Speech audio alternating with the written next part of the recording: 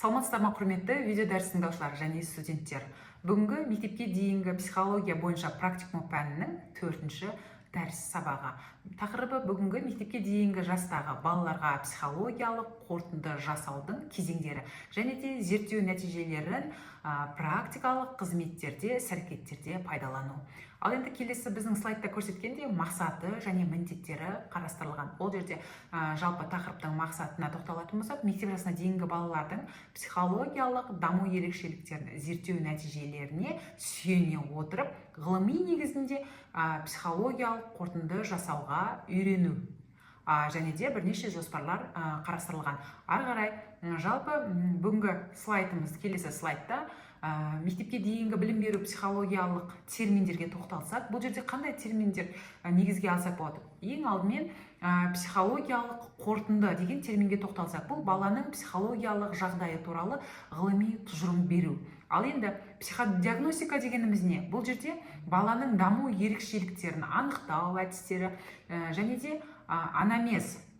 Бұл жерде баланың өмірі мен даму тарихын қарастырылады және де бақылау. Бақылау бұл көбінесе баланың мінез құлқын сырттай зерттеуге арналған бақылау түрі деп айтылады. Ал сұхбат, интервью бұл жерде ата-аналармен немесе балалармен әңгімелесу арқылы ақпарат жинақтау болады. Ал енді келесі 4-ші слайдымызда қарастырылғандай, жалпы психологиялық қорытынды жасаудың мәні мен маңызы. Бұл жерде психологиялық қорытынды жалпы жүргізілетін диагностикалық зерттеулердің нәтижелерін жинақтайтын, балалардың психологиялық ерекшеліктерін талдау жасайтын және де алдағы жұмыс бағыттарын айқындайтын ресми құжат болып табылады. Ал енді қорытындының басты мәні бұл адамның психологиялық портретін тұтас жүйе ретінде көрсету болып табылады.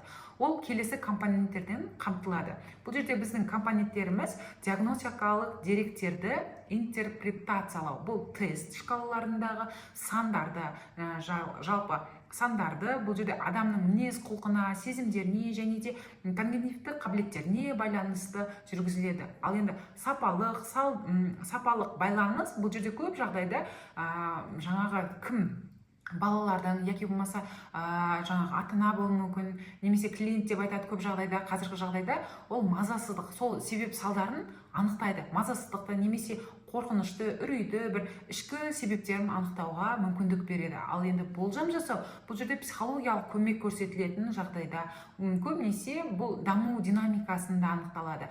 Ал қорытындының маңызы ерекше. Ал енді 5-ші слайдта бізде қарастырғандай, бұл жерде мектеп жасындағы балалардың психологиялық қорытынды жасаудың негізгі кезеңдері. Бірінші кезең бұл әрине дайындық және мәліметтерді жинақтау кезеңі. Бұл кезеңде психолог немесе тәрбиеші бала туралы ақпарат жинайды. Ол ақпараттардың жалпы сол ақпараттарға дәлел жеткізу керек. Және бұл жердегі анамнез, яғни сол сұранысты нақтылау. Бұл жерде ата-анамен сұхбат болуы мүмкін, баланың туған күні және де даму тарихы бойынша оны мазалайтын сұрақтар бар. Ол қандай мазалайтын сұрақтар? Мүмкін агрессия, яки болмаса баланың тұйықтығы, яки болмаса ешқандай іс-әрекетке жаңағы немқұрайлықпен қарауы, тағы басқа әрекеттері жинақталады. Және де әлеуметтік ортаны. Бұл жерде әлеуметтік ортаны бағалауда көп жағдайда баланың отбасындағы орны, оның тұрмыстық жағдайы және ата-анасының баласына деген қолдауы, тәрбиесі барлығы жалпы әлеуметтік ортада бейімделіп отырады. Және де бұл жерде қорытынды жасаудың негізгі кезеңдерінің екінші кезеңі бұл психодиагностикалық кезең. Яғни психодиагностикалық зерттеу кезеңі, бұл кезеңде бала тікелей жұмыс істейтін кезең, яғни баламен жұмыс жасайды. Бұл жерде баланың ойын түрінде бақылау және эмоционалды диагностикасын қарайды. Бұл баланың құрдастарымен қарым-қатынасы және де проектті әдістерді ұсынады. Бұл жерде менің отбасым сурет арқылы, яки болмаса ішкі баланың ішкі күйін деп айтамыз көп жағдайда. Ал танымдық процестерді зерттеуде бұл жерде арнайы ойын түрінде тапсырмалар беріледі. Бұл балалар арнайы ойын түрінде тапсырмалар немесе яки болмаса тест түріндегі тапсырмалар. Бұл тапсырма арқылы балалардың зейінін, есте сақтау ойлауын, қабілеттерін, деңгейін тексеруге мүмкіндік береді. Және де нәтижелерді талдау, қорытынды жасау кезеңі болып жүйеленеді. Бұл қорытынды жасау кезеңінде жалпы тест нәтижелері және тұжырымдама жасайды, практикалық ұсыныстар береді. Бұл жерде баланың психологиялық портреті рәсімделінеді және де оның ата-ана үшін өте маңызды шешім болып табылады. Бұл жерде яки баланың тіл қабілетінде, сөйлеуінде бір ақаулықтар болады, мысалы логопедке, яки болмаса баланың ішкі жаңағы стресстік жағдайларында көп жағдайда кездесетін арт-терапевт нұсқаулықтарын беруге жолдама яки болмаса осыған қорытынды практикалық ұсыныстар беріп отырады. Ал енді келесі біздің 6-шы слайдымызды қарастырылған. Бұл жерде психологиялық қорытындының құрылымы мен мазмұны. Жалпы мәліметтер бойынша баланың паспорт, яғни бұл паспорттық бөлім деп айтылады. Баланың аты жөні, жаңағы дамуы, барлығы психологиялық анықтамалығы, мінез-құлқы барлығы қарастырылады. Және де ата-анасының шағымдары, жаңа жоғары жақта айтып кеткендегідей, баланың ата-ананың шағымы, баланың мазасыздығы барлығы қалыптасты. Зерттеу әдістемелері бойынша бұл жерде көп жағдайда қолданылатын тәсілдер бар. Ол жерде сурет салу, топтық жұмыс немесе адамдардың суреті, проективті әдістерді қолданып жатады.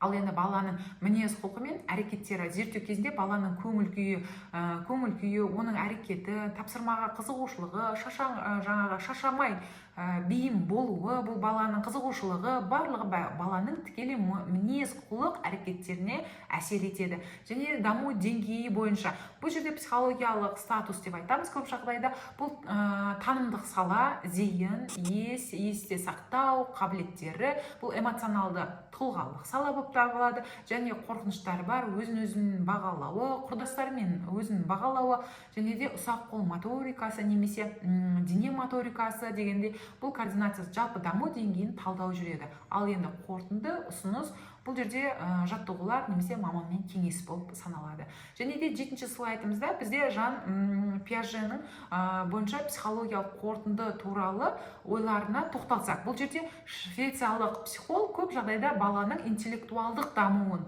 оның ойлау қабілетінің қалай қалыптасатынын зерттеген. Ал енді бұл жерде баланың жалпы алғанда 3 бағытын қарастырған. Қорытынды жасау қабілеті бірден қалыптаспайды дейді балада. Ал бала бірден жаңа логикалық тапсырмаларды немесе қорытынды жасай алмауы мүмкін. Бұл қабілет жас ерекшеліктеріне байланысты кезең-кезеңмен дамып отырады деп түсіндіріледі. Ал енді мектеп жасына дейінгі балалардың қорытындысы интенсивті түрде болады. Бұл 2 мен 5 жас аралығында жүреді. Логикалық дәлдігі, оның жаңағы сыртқы әсерлерге немесе өз тәжірибесіне сүйеніп қорытынды жасайды көп жағдайда бұл балалар. Және де үшіншісі бізде қорытынды көбінесе тәжірибе негізінде болады. Балалар қорытынды абстрактілі ойлауына қарағанда көп жағдайда бала көргенін, ұстағанын, дәмін сезіп, яғни ұстау арқылы жүзеге асырады бұл жерде. Және логикалық қорытынды. Ал енді бұл жерде логикалық қорытындыға көп жағдайда балалардың жастары сол 7 жас, 11 жас аралығында толық қалыптаса бастайды деп айтуға болады. Ал енді өзіміздің отандық ғалымдарымыз Мағжан Жұмабаев пен Міржақып Дулатовтың осы психологиялық қорытындылар бойынша бірнеше ой пікірлері бар. Және де Мағжан Жұмабаев өзіміздің қазақ ақыны, педагог, бала тәрбиесінде өте үлкен көп септігін тигізген, психологияны терең зерттеген ғалымдардың бірі деп айта аламыз. Көп жағдайда бұны жан тәрбиесі деп қараған баланы. Ал енді бұл жан тәрбиесінде ішкі әлемін түсіну маңызды баланың. Және де ол баланың сезімімен жан дүниесін зерттей отырып, дұрыс психологиялық қорытынды жасау үшін баланың эмоциясы мен мінез құлқын ескеру қажет екендігін көп жағдайда Мағжан Жұмабаевтың еңбектерінен байқауға болады. Және де ол Мағжан Жұмабаевтың мына баланың жан дүниесін түсіну маңызында бұл көбінесе сыртқы әрекетімен емес, ішкі сезімдерімен, ерекшеліктерімен жаңағы жұмыс жасау керектігіне тоқталған. Ал эмоция мен тәрбие тығыз байланысты екенін айтқан. Және де баланың мінез құлқы, оның жаңағы эмоциясы нақты талдануы тиіс екенін көрсеткен. Ал тәрбие арқылы даму жүреді.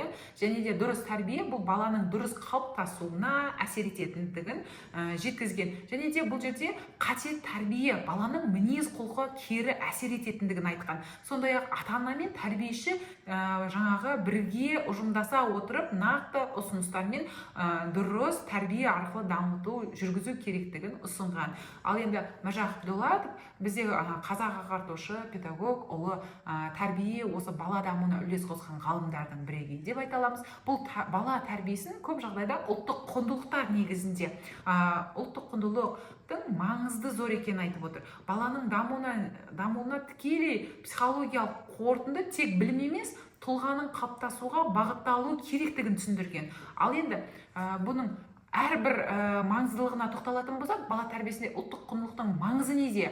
Бұл жерде бала өз халқының тілін, мәдениетін, дәстүрін білу керек екендігін түсіндіреді. Және де осы баланың мәдени және тәрбиелік ортасы ескерілуі міндетті деп санайды.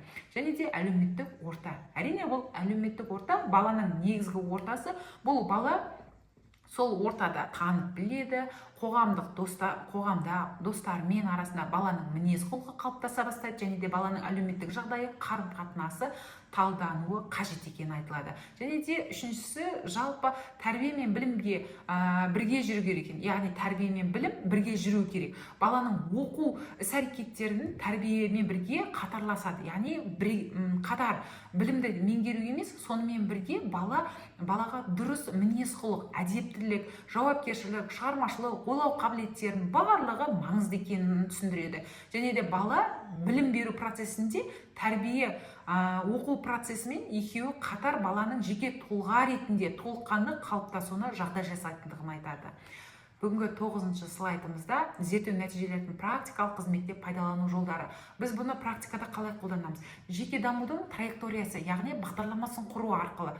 Бұл жерде зерттеу барысында анықталған баланың әлсіз тұстары немесе күшті жақтарын барлығын саралай отырып, жаңағы түзету немесе бұл баламен жұмыс жасауын анықтау керек. Ал практикалық барысында біз не жасаймыз? Практика барысында баланың зейіні төмен болатын болса, немесе ойлауы жақсы деңгейде ойлай алмайтын болса, тәрбиеші, психологтар көп жағдайда сөзбен емес, суреттер, схемалар арқылы түсіндіруге болады. Нәтижесінде не болады? Нәтижесінде баланың жеке мүмкіндіктеріне сай білім беру жоспары жасалады. Ал психологиялық түзету дегеніміз, бұл жерде психологиялық түзету коррекция. Көп жағдайда бұл жерде қорытындың барысында жаңағы жеке сабақтар, циклын ұйымдастыру практикасында нені алады? Бұл жерде практикада мазасыздық, агрессия немесе ұяңдыққа басым баланы ойын терапиясы, арт терапиясы немесе құм терапиясы арқылы жүзеге асыруға болатындығы. Ал нәтижесінде не алынады? Бұл жерде нәтижесінде баланың эмоционалдық жағдайы тұрақтанып, мінез құлқы реттеле бастайды. Тәрбиешілерге әдістемелік кеңес беру. Бұл жерде біз тәрбиешілерге әдістемелік кеңес беруде ең алдымен психолог тәрбиешілерге зерттеудің нәтижелерін түсіндіріп, әр баламен қарым-қатынас жасаудың тиімді жолдарын ұсыну, және де тәрбиешілерге гиперактивті балалар, өте қозғалғыш немесе баяу қозғалатын балалар болуы мүмкін. Бұл балаларға физикалық белсенділікке байланысты түрлі тапсырмалар беріп отыру керек дейді. Бұның нәтижесінде топтағы педагогикалық процесс жеңілдейді және кикілжіңдер немесе жанжалдар көп жағдайда азая бастайды. Ал енді ата-аналармен жүргізетін жұмыста көп жағдайда бұл жерде ата-аналарының баласының ішкі әлемін түсінуге көмектесетін объективті құрал ретінде көп жағдайда жаңағы ата-аналарға авторитарлық ұсыну. Бұл жерде нәтижесінде отбасымен балабақша арасында ынтымақтастық нығая түседі деп айтамыз. Және мектепке психологиялық дайындық кезеңі. Бұл жерде мектеп алды даярлық топтарында зерттеудің нәтижелері, балалардың жалпы бағалану деңгейі, интеллектуалды қабілеттері, қарым-қатынасы, балалардың жаңағы әлеуметтік ортадағы қарым-қатынасы барлығы нәтижесінде бұның балалардың мектепке бейімделуі, адаптациясы жеңіл жүретіндігін көрсетуге болады. Және де бүгінгі біздің 10-шы слайд арқылы бүгінгі тақырыпты қорытындылайтын болатын болсақ, жалпы мектеп жасына дейінгі балаларға психологиялық қорытынды бойынша оның даму ерекшеліктері негізгі құжат болып табылады. Және де бала тәрбиесі мен оқыту процесінде жеке тұлғаға бейімделуге мүмкіндік береді. Және зерттеуде бұл практикалық қызмет жүйелі орындалуы қажет. және эмоционалдық жағдайда қамтамасыз етіліп отыру керек. Бүгінгі 4-ші дәрісті тыңдағандарыңызға көп рахмет. Төменгі слайдтың төменгі жағында тапсырмалар және бақылау сұрақтары берілген.